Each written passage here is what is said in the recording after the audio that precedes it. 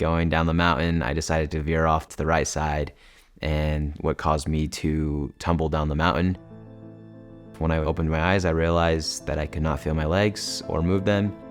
I kept on telling the ski patrol that I could not feel my legs. I cannot feel my legs. I can't feel my legs.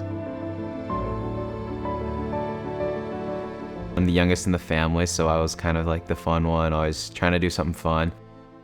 Before my accident, I felt like I was at the peak of my life. I just recently signed to play college golf that I've worked on my whole life. I didn't really ever imagine my life in a wheelchair. On February 19th, 2022, I was in a ski accident that left me paralyzed from the waist down. On first impact on the ground, on the snow, I severed my spinal cord and broke my back. I was by myself in the ICU for 7 nights. To be there by myself, unable to do anything, to get up and walk to get some water or to brush my teeth, nothing. It was terrifying at that moment. The very first night, actually, after I woke up from my procedure, we had some family friends come and bring me a Minky blanket. And I remember they put it on me, and I just had a warm feeling that this is what I needed. This is exactly what I needed at that moment. Minky blankets have been in our family for as long as I've known. Everyone sleeps with a Minky blanket. That feeling of having a Minky blanket when I was alone kind of felt like I was at home. I think that moment where I found hope was still in the hospital, actually. It was when I touched a golf club again. My brother brought me my golf clubs, and I was like, dude, why are you bringing me these? I'm not gonna use them ever again. But no, we went outside and we found a little patch of grass out in the front of the hospital. I knew right there it wasn't gonna be the same, but I knew I had to go do something.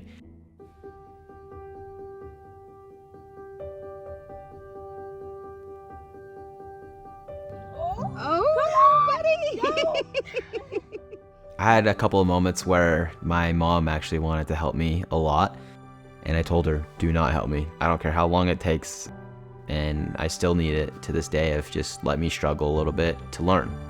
That's the only way I'm gonna learn is by doing it by myself. My connection with Minky has definitely increased. I recently just did a modeling with them. I was hesitant at first, of course. I was like, oh, people are actually gonna see that I'm in a wheelchair. But I was also like, who else is gonna do it? I want people to know everyone deserves a Minky. Everyone needs to have that feeling of that comfort of a Minky blanket.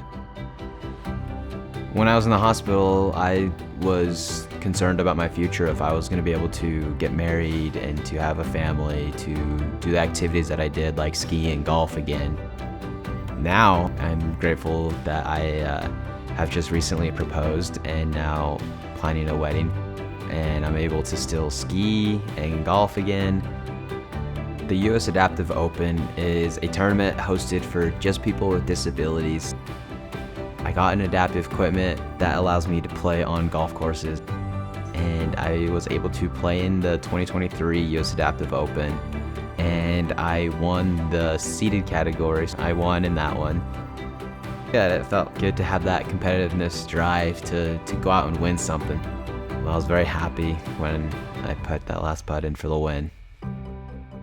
The struggle is a very important part for everyone in their life to grow. If I was given the chance to be healed, I wouldn't choose it.